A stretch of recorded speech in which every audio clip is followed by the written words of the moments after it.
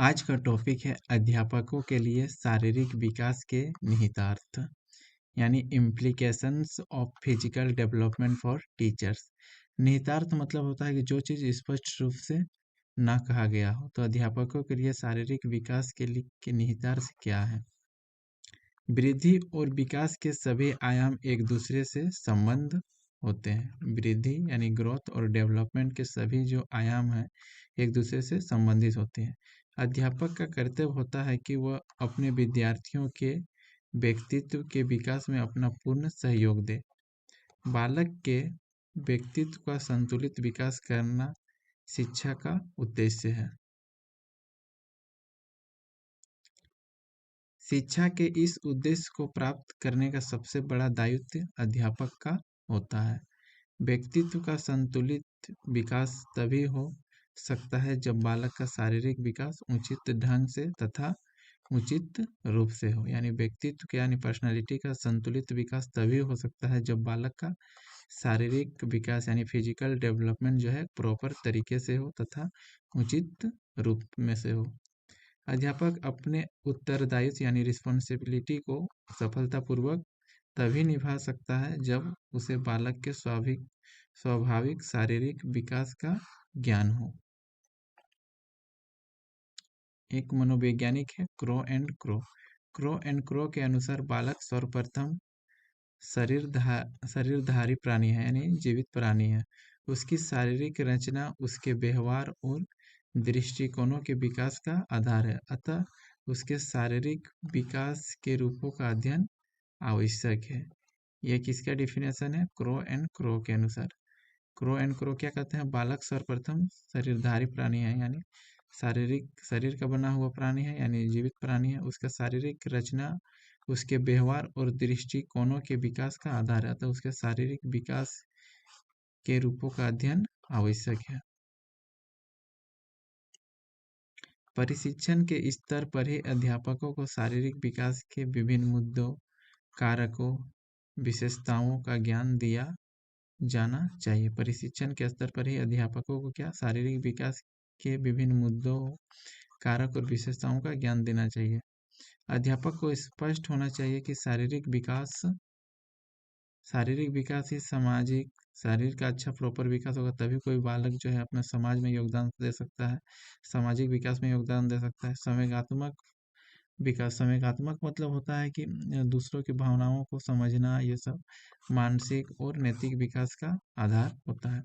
शारीरिक विकास से परिचित अध्यापक प्रत्यक्ष और परोक्ष दोनों रूप में बालक के शारीरिक विकास और शिक्षा के लक्ष्य को प्राप्त करने में अपनी भूमिका सफलता से निभा सकता है। अध्यापकों के लिए शारीरिक विकास के निहितार्थों को निम्नवत प्रस्तुत किया जा सकता है। पहला पॉइंट है, अध्यापक को चाहिए कि कक्षा तथा विद्यालय में कारकों को नियंत्रित करे जो विद्यार्थियों के शारीरिक स्वास्थ्य पर कुप्रभाव डाल सकते हैं। यानी अध्यापक को क्या करना चाहिए कि कक्षा हो या फिर विद्यालय परिसर में वैसे कारकों को जो है चयन करना चाहिए। कौन कौन से ऐसे कारक है जो विद्यार्थियों के जो शारीरिक स्वास्थ्य पर कुप्रभाव डाल रहा है उसको जो है कंट्रोल करना चाहिए। दूसरा पॉइंट है, सामाजिक सांस्कृतिक परिस्थितियों तथा वातावरण से शारीरिक विकास का गहरा संबंध होता है। अध्यापक का कार्य है कि वह बालक में उन कौशलों का विकास करे जिससे वह अपनी सामाजिक सांस्कृतिक परिस्थितियों से समंजन कर सके। यानी आसपास का जो आपस में जो है तालमेल बैठा सके यानी जोड़ सके एक दूसरे से। तो ऐसे हम लोग को कार्य अध्यापक को करना चाहिए जैसे सामाजिक और सांस्कृतिक परिस्थितियों के बीच में आपस में तालमेल बैठा सके।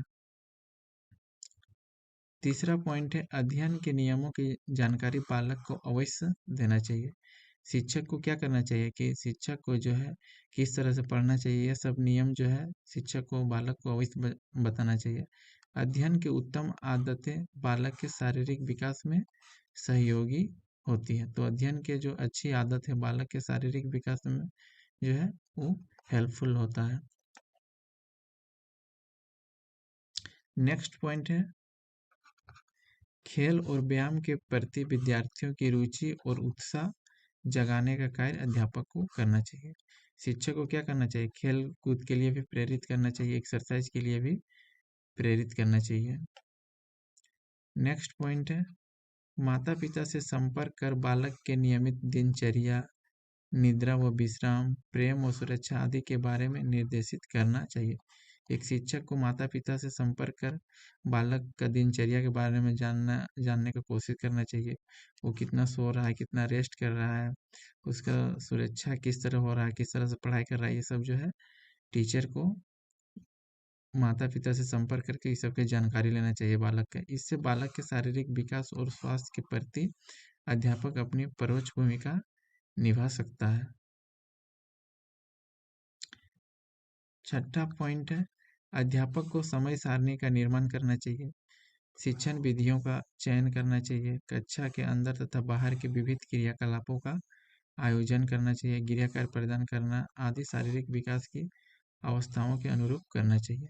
तो अध्यापक को क्या करना चाहिए? समय सारणी यानी रूटीन, प्रॉपर रूटीन बनाना चाहिए। शिक्षण विधियों का चयन करना चाहिए, कौन सा शिक्षण विधि जो है बच्चों को अच्छी तरह से समझ में आएगा, ये सब विधि को अपनाना चाहिए। कक्षा के अंदर और बाहर जो है विविध यानी तरह तरह के क्रियाकलाप का आयोजन करना चाहिए। होमवर्क ऐसा प्रदान करना चाहिए कि शारीरिक विकास के लिए भी जो है वो अनुकूल हो, ना कि प्रतिकूल। नेक्स्ट पॉइंट है, अध्यापकों को व्यायाम, योग जैसे कार्यक्रमों का गंभीरतापूर्वक आयोजित करना चाहिए। अध्यापकों को एक्सरसाइज हो, योगा हो, ये सब जो कार्यक्रम है जो गंभीरतापूर्वक मतलब कि सीरियसली अच्छी तरह से आयोजित करना चाहिए। अक्सर पाया जाता है कि इस प्रकार के कार्यक्रम को अध्यापक हल्के फुल्के ढंग से संपादित करने का प्रयास करते हैं। जब कभी इस तरह का आयोजन किया जाता है व्यायाम का, योग का, तो अक्सर देखा जाता है कि शिक्षक जो है जैसे तैसे इस सब कार्यक्रम को हल्के फुल्के ढंग से पार कर देते हैं। ये सब को जो है शिक्षक को एक प्रॉपर ढंग से अच्छी तरह से गंभीरतापूर्वक जो है आयोजित करना चाहिए। नेक्स्ट पॉइंट है, बालक के शारीरिक विकास में रुचियाँ यानी इंटरेस्ट, आदत, हैबिट्स, आकांक्षाओं यानी इच्छा आदि की संतुष्टि का विशेष महत्व होता है। अध्यापक को ध्यान रखना चाहिए कि उसके द्वारा चयनित या नियोजित क्रियाओं से बालक की रुचियां, आदतों और आकांक्षाओं आदि को संतुष्टि प्राप्त हो सके। इस पॉइंट में क्या बोल रहा है कि बालक के शारीरिक विकास में रुचियां, आदतों, आकांक्षाओं आदि की संतुष्टि का विशेष महत्व होता है। इसलिए अध्यापकों को ध्यान रखना चाहिए कि उसके द्वारा जो चयनित या फिर नियोजित क्रिया है बालक के रुचि के अनुसार है कि नहीं, उसके आदत में ये सब है कि नहीं, आकांक्षाओं आदि को संतुष्टि प्राप्त हो सके, ये सब का विशेष ध्यान टीचर को देना चाहिए।